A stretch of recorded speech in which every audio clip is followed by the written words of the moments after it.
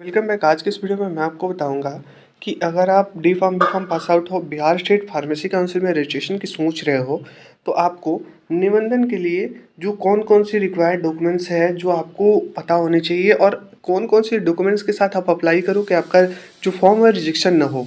तो इसी के बारे में आज डिस्कस करेंगे कि आपकी कौन कौन सी डॉक्यूमेंट्स इसमें आपको अटैच करनी है। इसके अलावा आपका आपको इसमें फ़ी कितनी प्रोवाइड करनी है, फ़ी कितनी आपको देनी है। इसके अलावे आपका जो एफिडेविट फॉर्मेट बनता है वो उसका तरीका क्या रहेगा, उसका फॉर्मेट क्या रहेगा। सो इसी के बारे में कंप्लीट इस वीडियो में हम डिस्कस करने वाले हैं। तो चलिए शुरू करते हैं और जानते हैं एक एक करके कंप्लीट कि कौन कौन से रिक्वायर्ड डॉक्यूमेंट्स जो है जो रजिस्ट्रेशन में आपको मांगा जाता है। सबसे पहले निबंधन के लिए आवश्यक प्रमाण पत्र आप देख पा रहे हो, ये फॉर्मेट है। सबसे पहले स्टार्ट करते हैं इस वीडियो को, जानते हैं डॉक्यूमेंट्स के बारे में। सबसे फर्स्ट नंबर पे है प्रिंटेड निबंधन फॉर्म प्राप्त करना और उसे भरना। तो प्रिंटेड निबंधन फॉर्म कहाँ आपको मिलेगा, तो ये बिहार स्टेट फार्मेसी काउंसिल में या फिर वहाँ पे एक बाहर में साइबर कैफ़े है, वहाँ से आप प्रिंटेड निबंधन फॉर्म को प्राप्त कर सकते हैं। उसमें आपको अपनी डिटेल्स जो है वो फिल करनी होगी। सेकेंड नंबर पे आप देख पा रहे हो अनुलग्न IPO 1000 मतलब 1000 का इंडियन पोस्टल ऑर्डर, जो आपको बांकीपुर पटना से, जो बांकीपुर पटना वहीं बिहार स्टेट फार्मेसी काउंसिल के जस्ट बगल में एक पोस्ट ऑफिस है, मेन ब्रांच है, वहाँ से आपको इंडियन पोस्टल ऑर्डर 1000 का ले लेना है। वहाँ पे आपको मिल जाएगा जिस पे पे टू, जिस पे कोई भी इंडियन पोस्टल ऑर्डर लोगे तो उस पर लिखा रहेगा पे टू। तो पे टू में आपको Bihar state pharmacy council Patna Hindi या इंग्लिश में आपको लिखना है।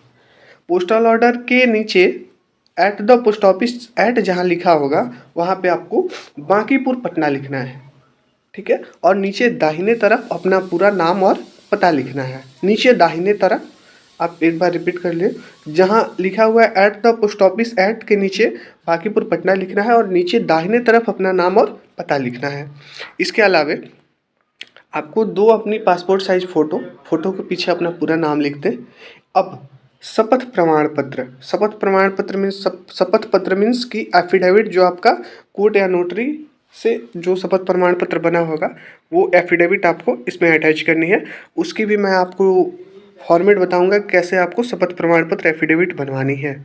इसके अलावा आपको आवासीय प्रमाण पत्र, आवासीय जो ब्लॉक स्तर से बनता है या फिर जिला स्तर से बनता है तो वो अटैच करनी है आपको। आधार कार्ड अपना अटैच करनी है।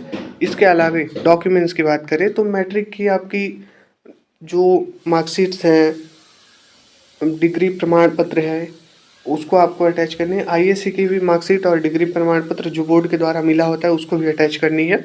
इसके अलावे जो डिप्लोमा कैंडिडेट हैं, डी फार्म कैंडिडेट हैं, वो डी फार्म फर्स्ट ईयर की जो मार्कशीट है उसको अटैच करनी है। सेकेंड ईयर की मार्कशीट अटैच करनी है। हॉस्पिटल ट्रेनिंग आपका जो है वो अटैच करना है। इसके अलावा डी फार्म के जितने भी डॉक्यूमेंट्स हैं, प्रोविजनल, एडमिट कार्ड, इसके अलावा जितने भी डॉक्यूमेंट्स आपको कॉलेज द्वारा मिली गई है सारी इसमें अटैच करनी है। ये डी फार्म कैंडिडेट के लिए था। अब बी फार्म कैंडिडेट की बात करते हैं तो आपको अपनी मार्कशीट जो है फर्स्ट से लेकर 8 सेमेस्टर तक आपको अपनी मार्कशीट अटैच करनी है। इसके अलावा बी फार्म उत्तीर्ण, डिग्री प्रमाण पत्र, इंडस्ट्रियल ट्रेनिंग के फोटोकॉपी इसमें अटैच करनी है। इसके अलावा जितने भी आपकी प्रोविजनल वगैरह है सारी इसमें अटैच कर देनी है। अब इसके अलावा आपको जितना भी अपना डॉक्यूमेंट्स है उसको अच्छे से पहले जांच कर लें, सारी डॉक्यूमेंट्स आपके पास है कि नहीं। और सारी डॉक्यूमेंट्स आपको जितने भी डॉक्यूमेंट्स आप सबमिट करोगे तो इसमें आपको अपने जांच के और क्या क्या डॉक्यूमेंट्स मिसिंग है उसको लगा के ही आपको इसमें सबमिट करना है। अब एफिडेविट के फॉर्मेट को जान लेते हैं कि एफिडेविट की क्या फॉर्मेट रहने वाली है, क्या फॉर्मेट से आप एफिडेविट बनवा सकते हो। तो एफिडेविट की फॉर्मेट सिंपल है। आपको पहले आई मीन्स आई में के बाद यहाँ आपका नाम रहेगा, सन ऑफ, यहाँ बीच में अपना पिता का नाम, डेट ऑफ बर्थ क्या है आपका, किस गांव मोहल्ला में रहते, पोस्ट ऑफिस क्या है, इसके बाद अलावा पुलिस स्टेशन क्या है, डिस्ट्रिक्ट क्या है बिहार में। इस तरह का फॉर्मेट आपको बनवाना है। इसके बाद डिक्लेयरेंस एज फॉलोज, इसमें फर्स्ट नंबर पे that I have citizen of India, आप इंडिया के सिटीजन है। That I have passed matric, inter, science and D form या B form exam. That is my date of birth, अपना date of birth यहाँ पे लिख दीजिए, टाइप करा दीजिएगा। I have complete my hospital training या फिर इंडस्ट्रियल ट्रेनिंग, जो भी आपको लिखवाना है यहाँ पे। अगर आपने हॉस्पिटल ट्रेनिंग किया है तो हॉस्पिटल ट्रेनिंग लिखवाइएगा, अगर आपने इंडस्ट्रियल ट्रेनिंग किया है तो इंडस्ट्रियल ट्रेनिंग लिखवाइएगा।